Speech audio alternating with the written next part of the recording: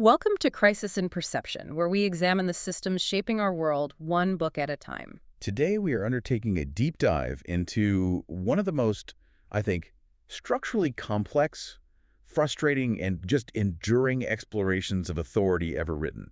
Franz Kafka's unfinished masterpiece, The Castle. And for this deep dive, our sources are really centered around the definitive edition of the novel. That's the one that includes all those extensive, later released manuscript fragments curated by his friend Max Brod. Right. And we're pairing that with critical commentary that looks at Kafka's work not as some, purely psychological allegory, but as a genuine map of institutional power. The core question we're forced to wrestle with here is, well, it's monumental, and it feels painfully relevant today. It really does. Right. How does an individual, a man we only know as K, maintain any sense of agency or identity when their legitimacy, their belonging, even their right to exist in a place is controlled by a remote, completely incomprehensible bureaucracy? And what makes this book from the early 20th century feel so current? I think it's because it perfectly captures that feeling of being perpetually managed, judged, and evaluated by these enormous, distant systems. Yeah, whether that's government bodies, massive global corporations, or,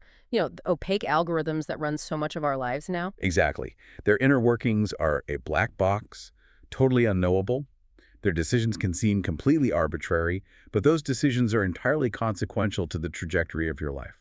So our mission today is really to pull back those layers of just pure frustration and focus on the mechanisms that Kafka engineered. That's it. We're dissecting the apparatus itself, the paradoxes, the perverse incentives, the feedback loops, the whole structural design that lets this particular flavor of authority persist, even though it's fundamentally absurd. Right. We are analyzing the structure of authority, not arguing about the specific politics of any real-world institution. Okay, so let's unpack the man who devised this bureaucratic purgatory, Franz Kafka. He was born in Prague, Czechoslovakia, back in 1883, into a German Jewish bohemian family.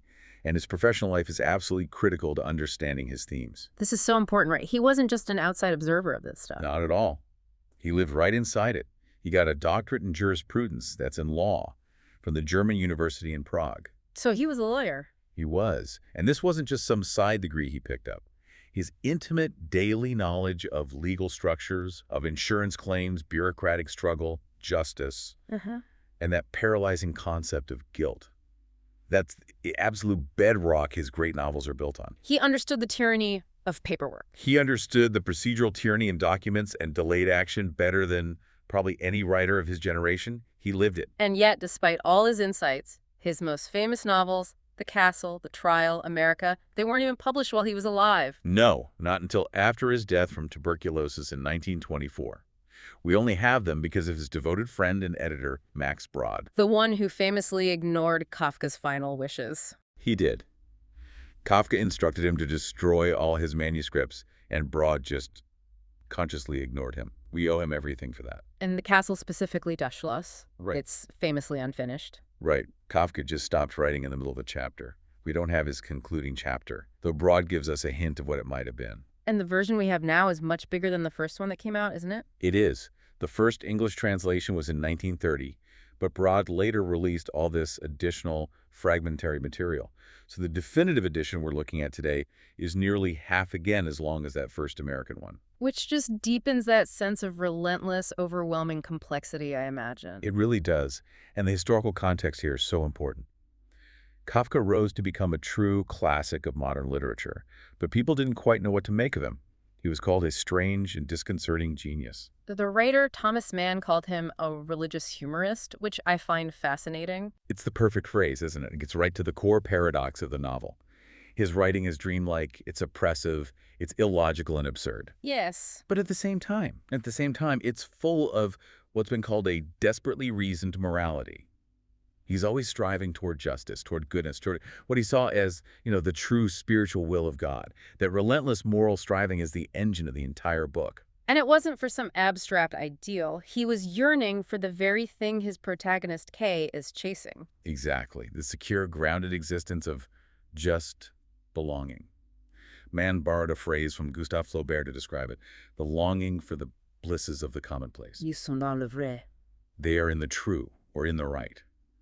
Kafka felt he was permanently on the outside looking in at that blissful, normal, secure community life.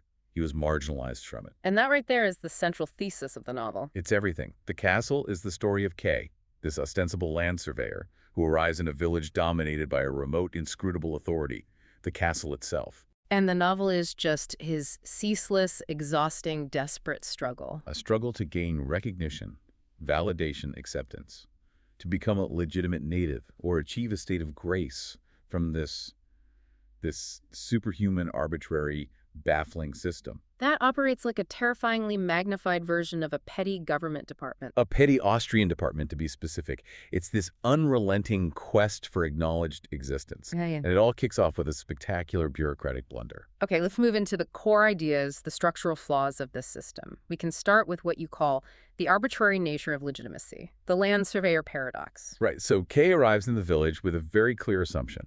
He is the land surveyor engaged by the Count. He has a title. And at first that seems to be true, right? For a moment, yes. His claim is immediately confirmed over the telephone by Herr Fritz and under Castellan. This happens after a young man named Schwarzer reports Kay's rather disreputable appearance at the local inn. So he gets this fleeting moment of legitimacy. A very fleeting moment. Because the system, which should affirm his existence, immediately contradicts itself. Schwarzer gets a second urgent call, completely reversing the decision. The system just oscillates. Violently. Kay goes from being a confirmed official to a fraudulent tramp, and then, after another urgent call, he's back to a state of conditional legitimacy. The system cannot hold a consistent truth about who he is. And the moment of real clarity, or maybe spectacular confusion, is when he finally meets the mayor. Exactly. The mayor has to deliver the most convoluted, self-negating explanation imaginable. He confirms Kay's legal status. You've been taken on as land surveyor. Right. But unfortunately, we have no need of a land surveyor. Wow. So that's the paradox. His appointment is legally valid, triggered by an official request, but it's totally superfluous. Totally. The job's already done. The village frontiers are marked out, recorded, finished. The system has manufactured an official need while at the same time confirming a total practical non-need. The process worked, but the purpose is obsolete. But the truly fascinating part is why. The mayor's explanation of how this mistake happened is just a brilliant dissection of bureaucratic failure. It really is. It involves a Department A, a Department B, and a failure to enclose an original order with its covering letter. Let's spend some time on this because it explains so much about how these systems just persist. Okay, so the initial order, which was probably trivial, gets misdirected. It goes to Department B instead of Department A, where it should have gone. The simple filing error? A simple error. But the subsequent confusion over the lost document and months, maybe years, of silence meant the whole thing just fell into oblivion in Department A. It essentially died. But the covering letter, the metadata about the order, that survived. It survived, and it lands on the desk of a very specific official in Department B, an Italian named Sordini, who is famed for his conscientiousness. Ah, and that's the critical moment. It's the linchpin.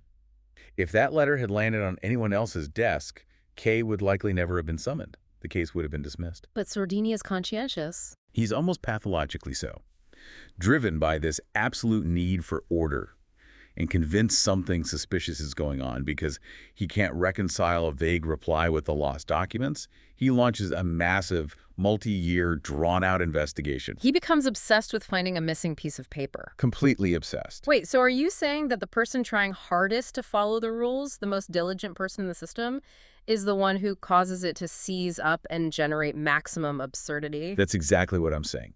In a closed bureaucratic system like this, conscientiousness becomes a destructive force. How? Sordini's rigor, his absolute refusal to let the case be dismissed just because the paperwork wasn't perfect, is what turns a clerical whim, what the mayor calls a very unimportant case, one might almost say the least important among the unimportant, into a great affair. It creates columns of documents, intense scrutiny. It generates enormous complexity.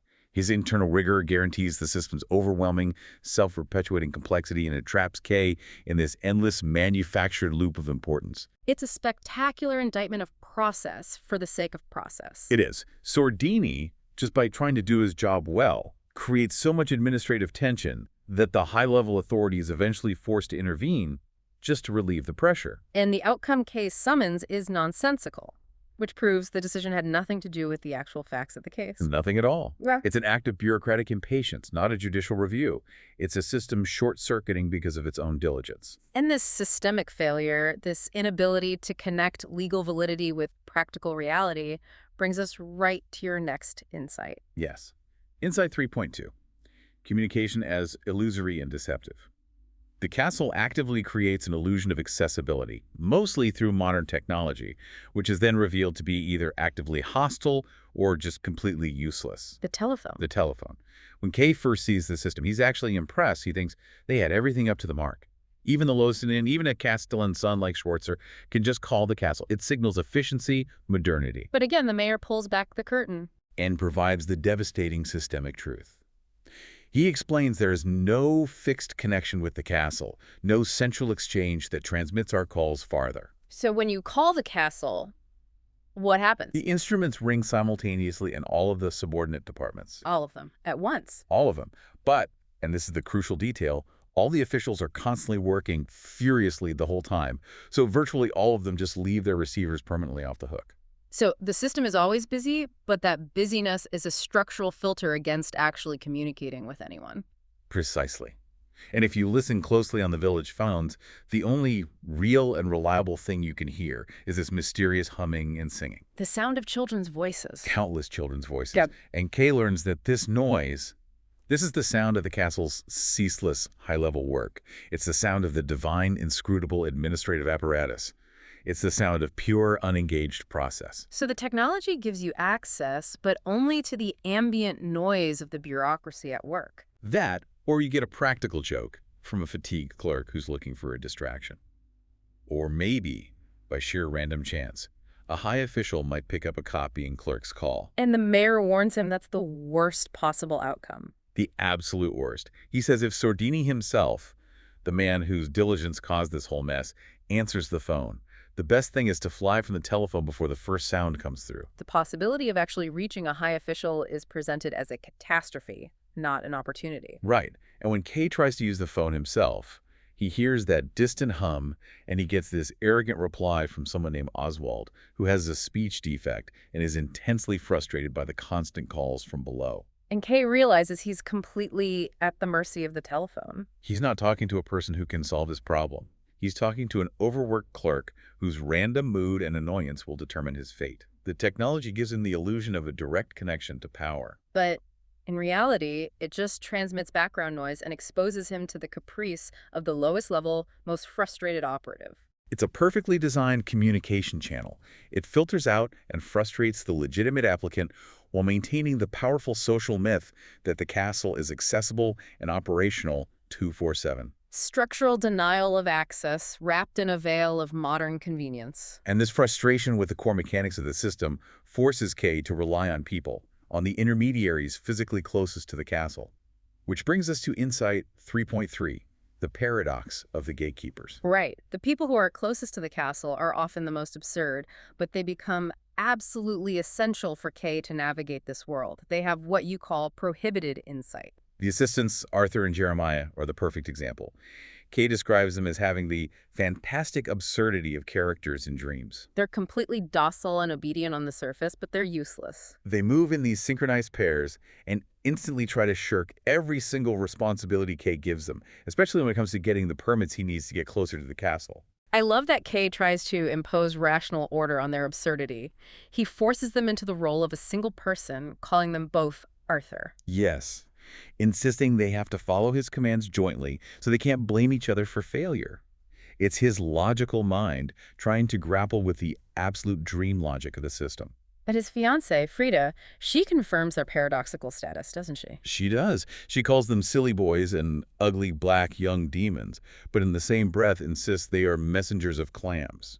Which gives them a baffling but very real status in Kay's eyes. And later, Jeremiah confirms it. He admits they were acting according to our instructions, sent by a superior official, confirming their absurdity was an official function of the system. And then you have the landlady of the Bridge Inn. Her entire social and economic status is defined by her past proximity to power.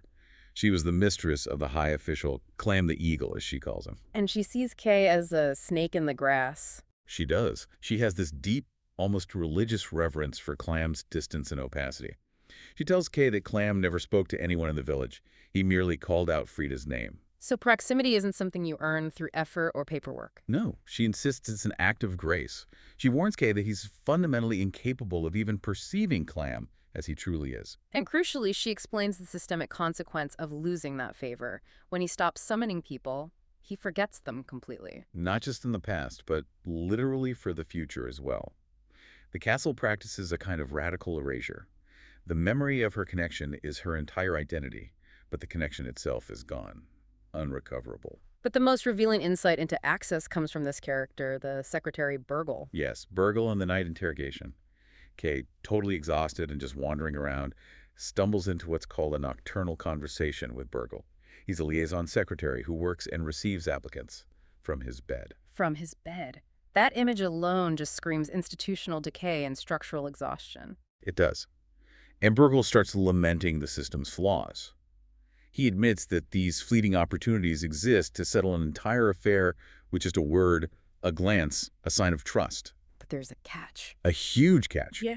He describes these opportunities as moments almost not in accord with the general situation, meaning they are lapses in the bureaucratic defense mechanism. And they only appear when the official is tired or distracted. Exactly. And critically, they only appear when the applicant, like Kay, in that moment, is also physically and mentally exhausted, distracted, and completely incapable of seizing the opportunity effectively. That is just pure systemic genius. It is. Burgle explicitly states why these opportunities are never used. Because they occur when applicants are too tired or confused to notice them. The doors are always open, as the old saying goes, offering the illusion of access. But the timing is structurally guaranteed to result in failure. Yes. Kay is so focused on his weariness, on his need for sleep, that he literally misses the fleeting moment of grace the secretary offered him. The system is configured to present the possibility of resolution, to keep hope alive, but only under conditions of extreme depletion that ensure the applicant will fail. And that failure is then made to look like a personal fault. Kay wasn't sharp enough, he was too tired. It's never presented as what it is, an inevitable systemic design. Okay, finally, let's look at Insight 3.4, Power and Punishment Through Ostracization, Amalia's Secret. Right. This is where we see that the castle's power isn't just in decrees and paper trails, it's enforced through social narrative and communal punishment. This is the story of the cobbler's family, Olga, Amalia, and their parents. A family that is systematically despised and shunned by the entire village. Olga notes it's an impression that's revolting but cannot be explained by details. It's a collective moral condemnation without a clear stated cause. And the transgression, we learn, was silent. It was a refusal. It was. Amalia, at a fire brigade celebration, attracted the attention of an official named Sortini.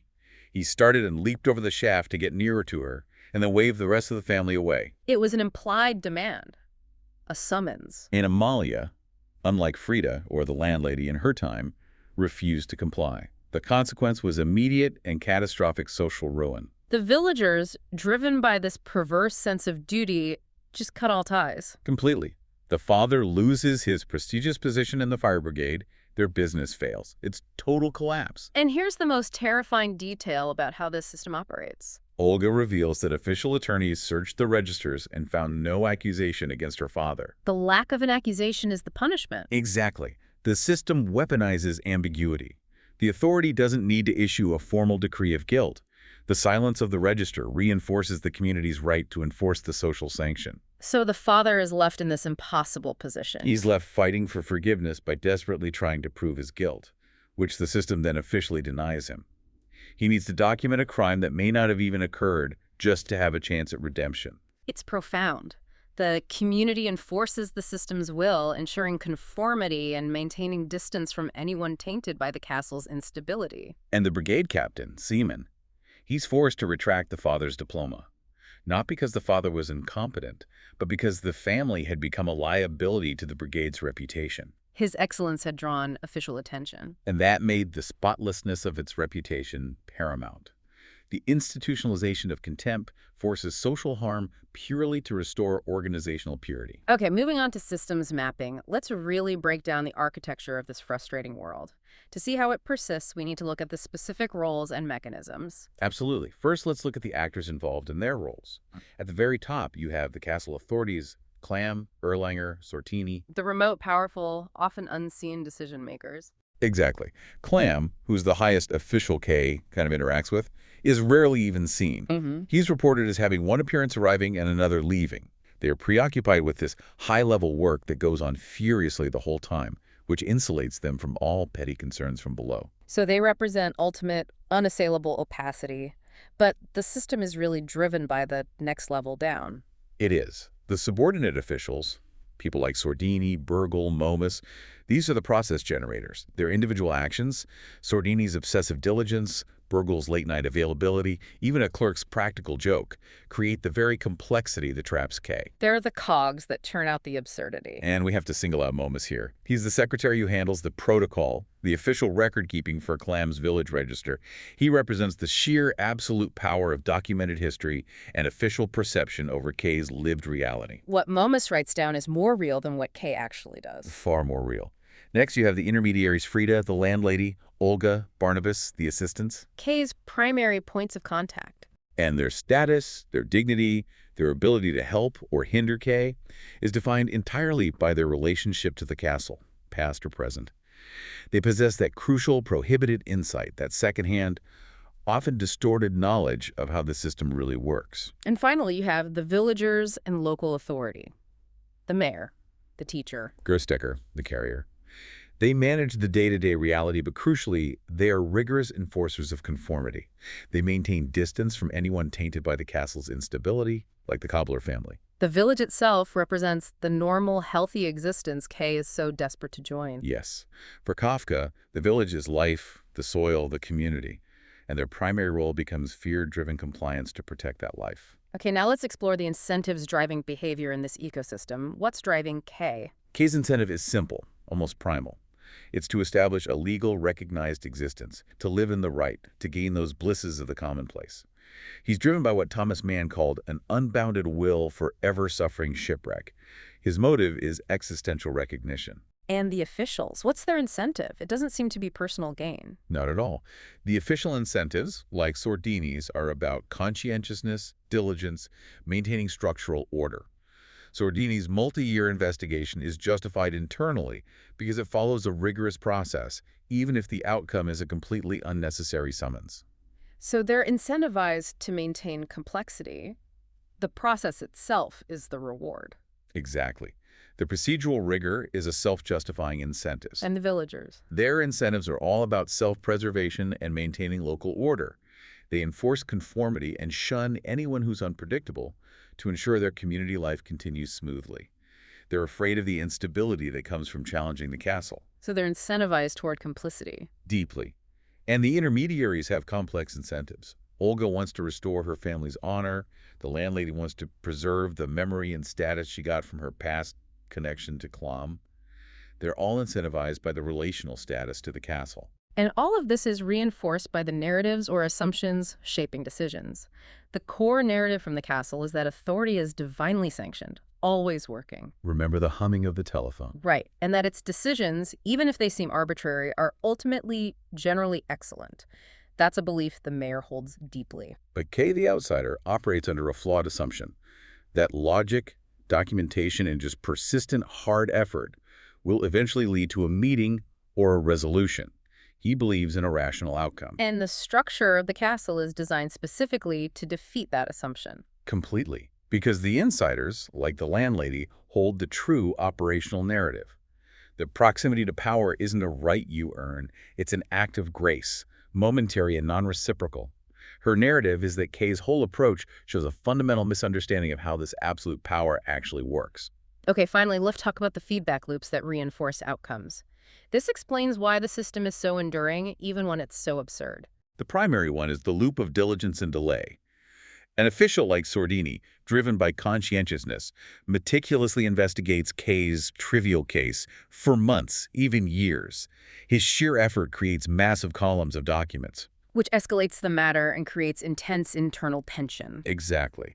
And this escalating tension caused by diligence eventually forces the high-level authority to make a flash, arbitrary decision like issuing the summons just to relieve the administrative pressure Sordini created. So the outcome is totally divorced from the input? Completely. The diligence guarantees the delay, and the delay guarantees the arbitrary decision. It's a closed system where effort leads to chaos, not clarity. Then there's the loop of distance and desire. The more remote the castle is, Yeah. physically and administratively, the more elevated and godlike the officials seem to the villagers, and the more desperately Kay strives to reach it. So the distance itself creates the desire. It creates a self-reinforcing desire. Kay's unbounded will, for something that, if he saw it up close, he might not even want. The officials are dirty, overworked, dealing with petty things in bed, but the opacity and remoteness of the castle enhance its perceived value. The obscurity fuels the yearning. And finally, the persistence of harmful outcomes. This loop is critical. The system persists because local actors, the villagers, comply with the social mandate to shun those who are rejected by the castle, like the cobbler family. The community is afraid of the instability that comes from challenging the rules. So they maintain the separation, they enforce the punishment. And that shunning ensures the population stays compliant and isolated from anyone who might question the system's legitimacy. It's a local, community-enforced feedback loop, and it might be the most insidious one, because the distant authority outsources its policing and punishment to the people themselves. Conformity becomes the survival strategy. Okay, let's bridge Kafka's world to our own. Let's talk about the present-day implications. Because the opacity of the castle feels incredibly familiar. It really does. Think about our own modern institutions as the castle.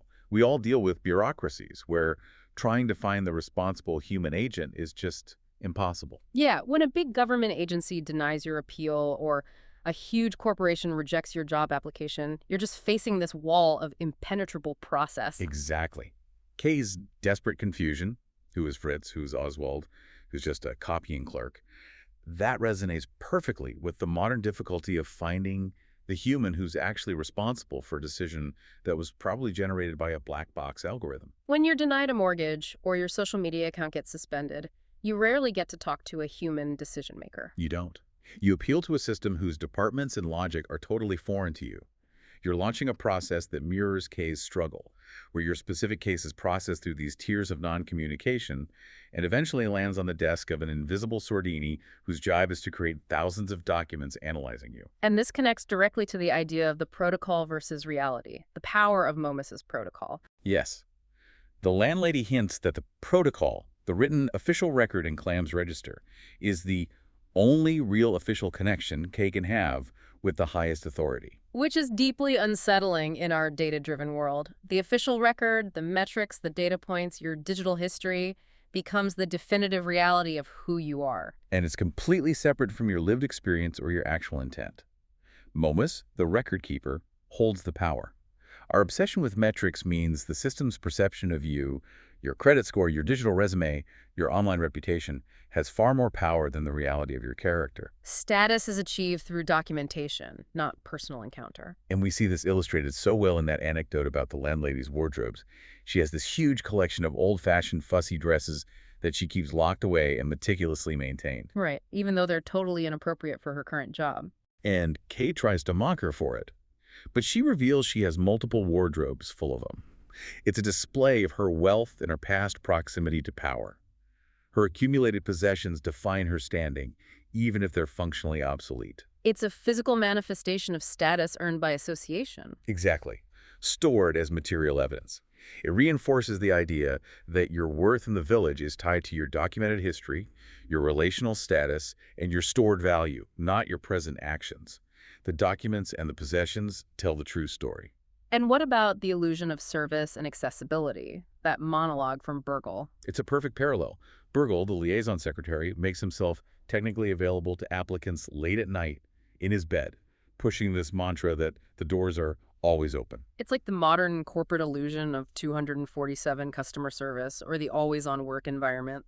The access is technically there, but it's only granted when the individual is too tired, too confused, or too unfamiliar with the strange etiquette of the situation to actually use the opportunity effectively. Being stuck in an automated phone tree at 3 in the morning. The service is available, but the circumstances guarantee frustration and failure. The organization is set up to present the possibility of resolution, but only under conditions that ensure you'll fail to seize it. And the institution can always claim, well, the doors were open. We also see status by association everywhere today. Constantly. The landlady's value, Frida's initial dignity, it's all derived from their connection to Clam, even if that connection was brief or non-reciprocal. And that pattern is pervasive in modern professional circles. Proximity to power or a connection to high authority can translate into unearned status. It's the networking effect magnified into an existential condition. Right. Schwarzer, the castellan's son, is respected in the village despite his ridiculous behavior, simply because of his father's job in the castle. Kay is desperately trying to gain a similar status through his official, if mistaken, appointment. Let's connect the castle to some of the broader themes we look at in our analysis. First, this crucial distinction that Kay never quite seems to grasp: systems versus individual blame. Yes. Kay is constantly externalizing his frustration. He's blaming the assistants for their stupid act. He's blaming Frida for sacrificing him. He's blaming the landlady for confusing it. He's always searching for a human agent of malice. But the mayor provides the system's own self-justification, doesn't he? He does. The mayor's constantly justifying the system's failures. The lost files, the unnecessary appointments, the huge delays, not as individual malice, but as the unavoidable consequences of an efficient but overly sensitive and long drawn-out administrative apparatus. So the system itself is the generator of the absurdity. It is. And this diffusion of responsibility means no single official, not Clam, not Sordini, not the mayor, is personally accountable for the distress Kay suffers. The apparatus produces the outcome, and that insulates all the individual actors from blame. It's the mechanism of the machine, not the intent of the operator. Next, there's the idea of power hidden inside neutral processes. The mayor's exhaustive explanation of the paperwork going between Department A and Department B is the perfect example of this. So who holds the power in the castle? It's not really the supreme, unseen Clam. No. It's the process. The filing, the routing, the diligence, the waiting. These seemingly neutral administrative actions become the primary source of power and frustration. Kay is defeated not by a single enemy, but by the procedure itself. By the memos and the correspondences and the delay. The system is so convoluted that Kay can't even confirm if the original command for his appointment ever existed. The lack of a memo in Sordini's department is what caused the conscientious official to redouble his efforts, making the neutral process, the waiting, and the searching the source of Kay's entire great affair. The power is in maintaining the procedural mystery. And finally, we see these moral narratives embedded in institutions. The shunning of the Cobbler family is the key example. A perceived transgression against the system instantly translates into a catastrophic moral condemnation by the entire community. And the community feels it's their duty. Olga says that people who despise them would have to despise himself if he did not do so. Contempt becomes institutionalized. It's enforced by social duty. The community isn't acting out of personal feeling toward the family, but out of this self-enforced duty to uphold the castle's ambiguous standards and protect their own precarious position. And the fire brigade captain, Seaman, he's forced to retract the father's diploma. Even while praising the father as an ornament to the brigade. But he explains that the father's very excellence had drawn official attention to the brigade, making the spotlessness of its reputation the top priority. The family became a liability to the institutional reputation, which forced the captain to inflict social harm just to restore organizational purity, completely, regardless of the father's competence or innocence. The institution prioritizes its appearance of compliance over any individual justice. So in conclusion and reflection, let's step back and see what Kafka's unfinished masterpiece really helps us understand differently about the systems we live in every day. I think the castle compels us to see grand, distant authority not as purely malicious or as omniscient and perfect, but as a vast, self-sustaining machine built on misunderstanding, delayed action, accidental connections, and exhausting internal processes that often just cancel each other out.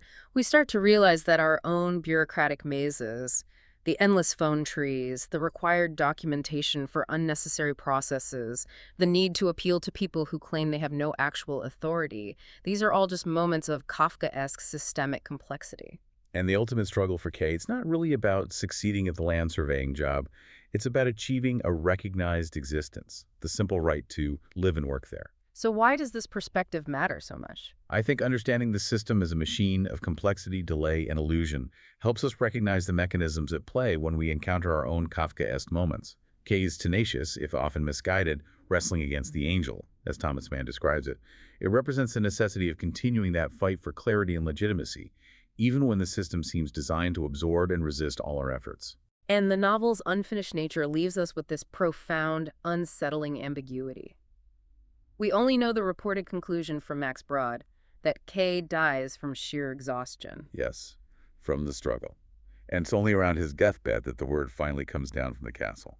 And that word is that his legal claim was not valid. Not valid, yet, taking certain auxiliary circumstances into account, he was to be permitted to live and work there. So, acceptance grace, the right to a commonplace existence, it's only granted at the moment of exhaustion or death, when the individual is too worn out or too gone to actually appreciate or use it. Which raises that final, haunting question the novel asks us to confront. If authority is so opaque, and acceptance is only granted when the individual is too worn out to appreciate it, how do we distinguish, in our own lives and professional struggles, between genuine necessary striving against a structural wall? And just mere posturing against a structure that is designed to endlessly absorb all our effort.